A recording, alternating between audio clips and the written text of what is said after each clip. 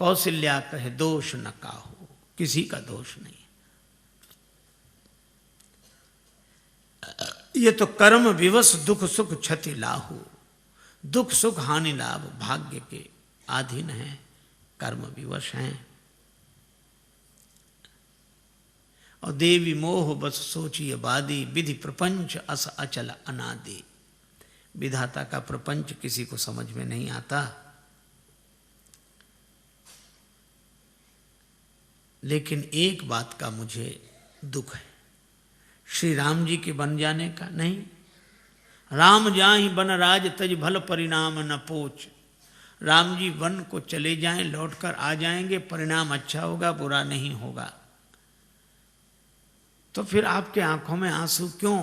कौशल्या जी ने कहा कि राम जी की सौगंध मैंने आज तक नहीं की, लेकिन चित्रकूट जैसे तीर्थ में मैं राम जी की सौगंध करके कह रही हूं, गहवर ही कहे कौशला मोहि भरत कर सोच। मुझे भरत की चिंता है। क्यों?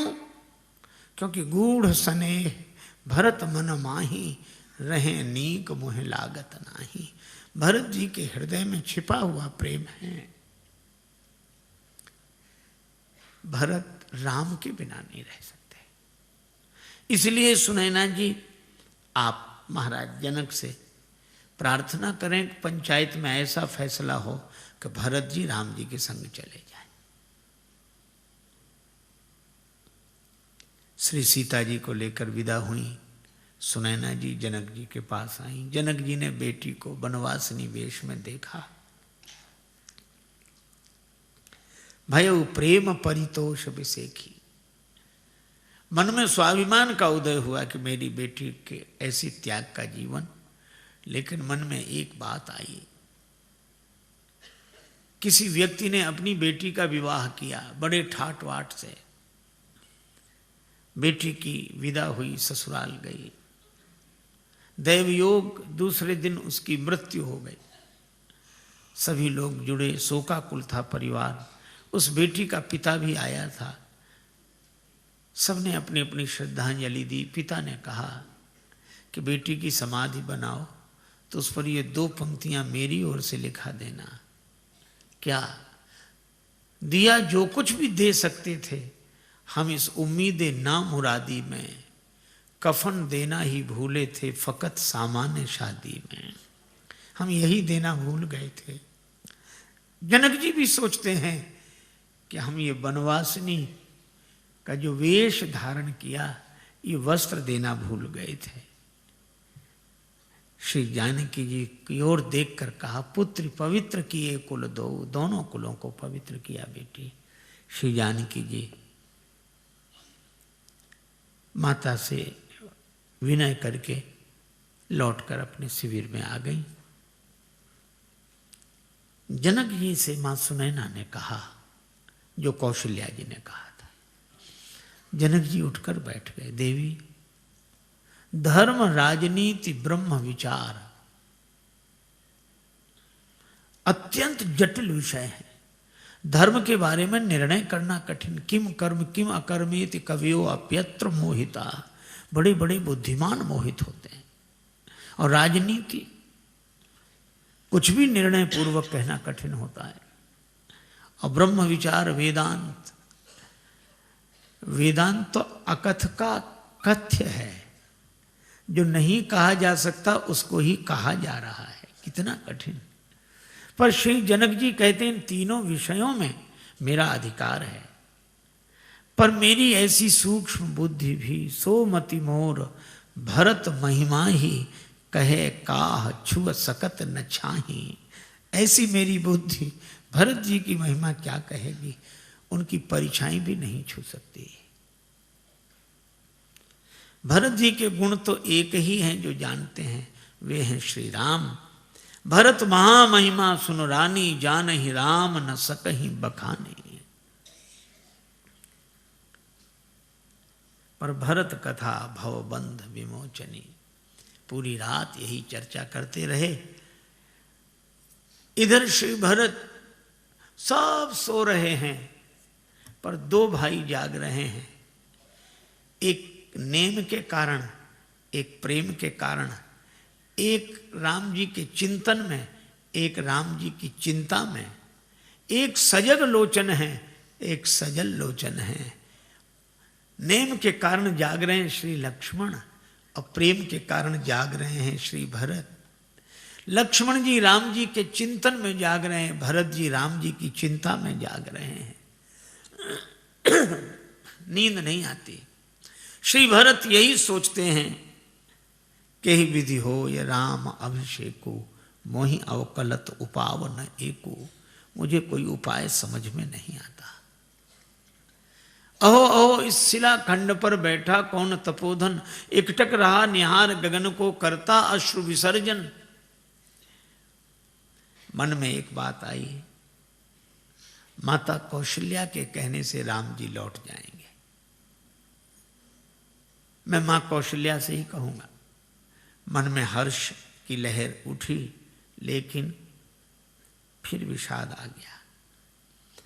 कौशल्या माता के कहने से लौट तो चलेंगे श्री राम, लेकिन कौशल्या माता कहेंगी तब ना। मां तू कहें बहुरई रघुराऊ, लेकिन राम जननी हठ करवि की काऊ। व्यंग कितना मधुर है। वे राम जी की जननी हैं, वे हठ करना क्या जाने। हठ करना तो भरत की मां को आता है, राम की मां हठ करना क्या जाने। श्री राम जी की मैया हठ नहीं करेंगी। तो गुरु जी के कहने से तो राम जी अवश्य लौट जाएंगे। ठीक है, मैं गुरुदेव से प्रार्थना करूंगा। फिर हर्ष, लेकिन लगा कि बात बनेगी नहीं। मुनि पुनि कहो राम रुचि जानी। राम जी का जैसा रुख देखेंगे गुरु जी वैसे ही बोलेंगे। उनका तो एक ही है, न गलत चाहता हूं न सही चाहता हूं, जो तुम चाहते हो मैं वही चाहता हूं। प्रभु तेरी हां में मेरी भी हां है, और तुम्हारी नहीं मैं नहीं चाहता हूं। अच्छा भरत तुम ही क्यों नहीं कहते? मैं कहूंगा, क्या कह पाऊंगा? मैंने आज तक राम जी की ओर मुख उठाकर देखा नहीं है। दर्शन तृपित न आज लगी प्रेम प्यासे, नयन मेरे नेत्र भगवत दर्शन से कभी तृप्त नहीं हुए। और अगर मैं हट करूं तो मैं तो सेवक हूं। सेवक का धर्म चला जाएगा। जो हट करूं तो निपट कुकर्मो, हर गिरते गरु सेवक धर्मो। करके नजरे इनायत वो आए, मगर क्या कहें यार हमको। उसी वक्त पर अपने ऐबों गुनाहों की याद आ गई, इसलिए उनसे नजरें मिला ना सके। मैं कैसे कहूंगा? पूरी रात बीत गई, एक जुगति न मन ठहरानी। सोचत भरत ही रहे न बिहानी। सवेरे गुरुदेव के पास आए, प्रणाम किया। गुरुदेव ने कहा कि भरत, मुझे तुमसे एक बात कहनी थी। क्या? श्री सीताराम अयोध्या लौट जाएंगे, पर एक शर्त है, तुम दोनों भाई वन को चले जाओ। गुरुजी ने यह शर्त बहुत सोच समझ के रखी थी। भरत जी राम जी के बिना रह नहीं सकेंगे, और शर्त ऐसी रखो जिसमें राम जी के बिना रहना हो ना। तो भरत जी कहेंगे कि गुरु जी ये कैसे हो सकता है? तो मैं कहूंगा फिर राम जी कैसे लौट सकते हैं? लेकिन जब गुरु जी ने कहा कि तुम दोनों भाई वन में चले जाओ, सुनत बचन पुलके दो भ्राता। दोनों भाई पुलकित हो गए, भे प्रमोद परिपूर्ण गाता। भरत जी ने गुरुदेव के चरणों में प्रणाम करते हुए कहा, गुरुदेव क्या इतनी छोटी सी शर्त पर श्री राम अयोध्या लौट जाएंगे? मेरे सीताराम अयोध्या लौट जाएंगे?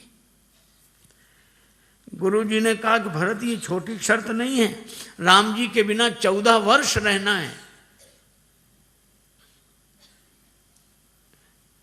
भरत जी ने कहा कि गुरुदेव मेरे सीताराम सिंहासनासीन हो जाएं तो 14 वर्ष की कौन कहे। मैं आपके चरणों की सौगंध करके कहता हूं, कानन करऊं जन्म भरी वास। मैं जीवन भर वन में रह सकता हूं। अरे फिर तुम्हें राम जी नहीं मिलेंगे, न मिले, पर यही क्या कम है कि मेरे कान सुनते रहेंगे कि मेरे राम जी राजा हैं, प्रसन्न हैं, आनंद में हैं। वशिष्ठ जी फिर बोल नहीं सके। तत्सुख सुखित्व का ऐसा उदाहरण और कहां। नीके रहो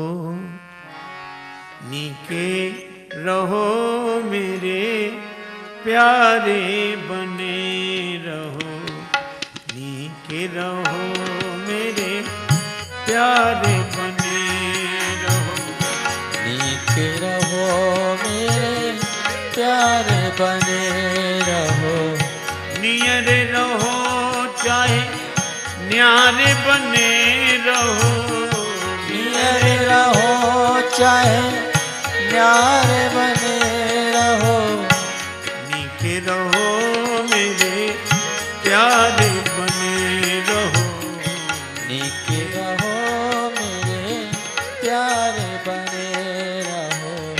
श्रवणन से सुन सुन सुख पाऊं, श्रवणन से सुन सुन सुख पाऊं, इतने ही प्राण आधार बने रहो, इतने ही प्राण आधार बने रहो, नीके रहो मेरे प्यारे बने रहो, नीके रहो मेरे प्यारे बने रहो, नीके रहो मेरे प्यारे बने रहो। भरत महा महिमा जल राशि, मुनिमत ठाण तीर अबलासी।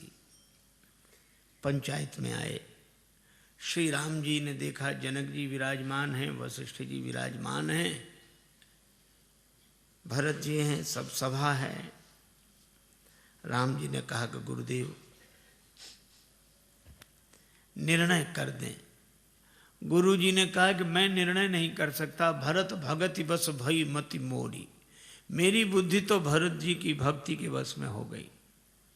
भरत स्नेह विचार न राखा, तो आप कुछ तो कहें। गुरुदेव ने कहा मोरे जान भरत रुचि राखी, जो कीजिए सो शुभ स्यो साखी। राम तुम ही कुछ फैसला करो। राम जी ने कहा गुरुदेव विद्यमान आपुनि मिथिलेशु, मोर कहव सब भांति भदेशु। आप बैठे हैं, महाराज जनक बैठे, मेरा बोलना भद्दा लगेगा। दो पंच चुन लिए। गूढ़ स्नेह भरत मन माही, और जनक जी जाहि राम पद गूढ़ स्नेहु। भरत जी के पंच जनक जी, और राम जी की ओर से पंच श्री वशिष्ठ जी। पर दोनों पंच कुछ निर्णय करने की स्थिति में नहीं, तो तीसरा सरपंच चुन लिया। तीसरा सरपंच कौन? का सकल बिलोकत भरत मुख बनई न उतर देत। श्री भरत जी ने देखा, उठकर खड़े हो गए। राम जी को बोलने में जहां भद्दा लग रहा वहां श्री भरत जी बोल रहे हैं। भरत जी ने कहा कि प्रभु बाहर भी आप हैं और मेरे भीतर हृदय में भी आप हैं। अगर आपको बाहर से बोलने में कुछ भद्दा लग रहा है तो भीतर से बोल दीजिए, वाणी मेरी होगी, बात आपकी होगी। और भरत भारती मंजू मराली। श्री भरत जी सरस्वती जी का स्मरण करते हैं, मानो भरत जी नहीं सरस्वती जी बोल रही हैं, और सरस्वती जी के माध्यम से राम जी बोल रहे हैं। यही है, वाणी भक्त की होती है और बात भगवान की होती है। श्री भरत जी ने कहा मैं तो बस सेवा चाहता हूं। भगवान ने कहा कि मुझे अवध ले चलकर मेरी सेवा करो या मेरे साथ चलकर मेरी सेवा करो। श्री भरत जी बोले दोनों बात नहीं कह रहा हूं। फिर का आज्ञा समन सुसाहिब सेवा, आदेश मिल जाए, आज्ञा मिल जाए।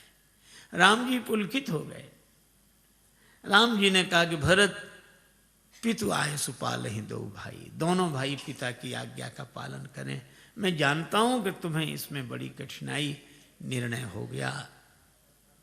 भरत जी ने 5 दिन में चित्रकूट का दर्शन किया।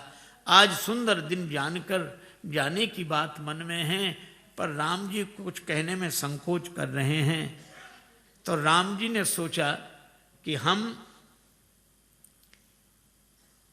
कैसे कहें कि आप लोग जाओ, कोई दूसरा कह दे। तो श्री राम जी ने देखा गुरु नृप भरत सभा अवलोकी, सकुचि राम पुनि अवनि बिलोकी। गुरुदेव की ओर देखा। आप कह दें गुरुदेव मन ही मन सोच रहे हैं कि मेरा काम तो जीव को भगवान से मिलाना है, मिले मिलाए को अलग करना तो नहीं। श्री जनक जी की ओर देखा और श्री जनक जी कहते हैं कि मैंने तो कोई फैसला किया नहीं, मैं कैसे कह दूं कि जाओ। कोई और व्यक्ति कह दे। और उसके बाद राम जी ने सकुच राम पुनि अवनि बिलोकी, धरती की ओर देखा। भरत जी समझ गए, उठकर खड़े हुए। आय सुदेय देव अब सबुई सुधारी मोर। आप आज्ञा दे दें, आधार मिल जाए। भगवान ने पादुका दी। श्री भरत जी ने पादुका अपने सिर पर रख ली। भगवान ने कहा कि भरत तुमने मुझसे आधार मांगा था, हमने तो तुम्हारे सिर पर भार डाल दिया। भरत जी ने कहा कि प्रभु भार नहीं, आधार है। आधार कहीं सिर पर रखा जाता है? हाँ प्रभु। कब का सिर पर ज्यादा भार आ जाए तो आधार सिर पर ही रखना होता है। लोगों ने मेरे सिर पर अयोध्या का भार डाल दिया, आपने पादुका दे दी। अब राज्य का भार उठाने का आधार मिल गया। अब वो राज्य का भार जो मेरे सिर पर था आज से पादुका पर रहेगा। सिर पर लोग कुछ सामान रखना हो तो पगड़ी का आधार रख लेते हैं। इसी तरह राज्य का भार सिर पर था, आपने पादुका दी। अब पादुका के आधार पर राज्य का भार रहेगा। भरत वो तो ठीक है, पर पादुका किसकी है? का प्रभु आपकी। राम जी ने कहा कि तुम तो अयोध्या ले जा रहे हो, फिर कैसे फैसला होगा कि पादुका मेरी? भरत जी ने कहा फैसला हो जाएगा। पादुका अगर चित्रकूट में रहती तो आपके पद में रहती, और पादुका अगर अयोध्या में रहेगी तो आपके पद पर रहेगी। ये पादुका कभी पद से अलग हो ही नहीं सकती। चाहे पद में रहे चाहे पद पर रहे। पद में रहे तो पद का भार पादुका पर, और पद पर रहे तो पद का भार पादुका पर। भरत सो तो ठीक है, लेकिन तुमने तो पनही मांगी थी, मोरे शरण राम ही की पनही, और तुम्हें पादुका मिल गई। श्री भरत जी ने कहा यह भी अच्छा रहा। पनही माने जूता, यह भी पाँव में रहता है, और पादुका खड़ाऊं यह भी पाँव में रहती है। लेकिन एक अंतर है, जूता पाँव को संभालता है और खड़ाऊं को पाँव संभालता है। अगर मुझे पनही मिली होती तो आपके चरणों को मुझे संभालना होता, पर पादुका मिल गई है। अब आपके जब पादुका मिली है तो आपके चरण ही मुझे संभालेंगे, और मैं तो यही चाहता हूं कि आपके चरण मुझे संभालें। खड़ाऊं में एक खूंटी को अंगुष्ठ और अंगुली मिलकर पकड़ लेते हैं। मैं लकड़ी की खड़ाऊं की तरह पड़ा रहूं चरणों में, और मेरे विश्वास की खूंटी को अंगुष्ठ की तरह से एक ओर से प्रभु आप और अंगुली की तरह से एक ओर से जानकी माता दोनों मिलकर संभाले रहें, यही मैं चाहता हूं। भगवान ने कहा कि भरत सो तो ठीक है, लेकिन तुम्हें आधार क्या मिला? भरत जी ने कहा कि प्रभु मुझे भी आधार मिल गया। अब आपको खोजने के लिए मुझे वन वन नहीं भटकना पड़ेगा।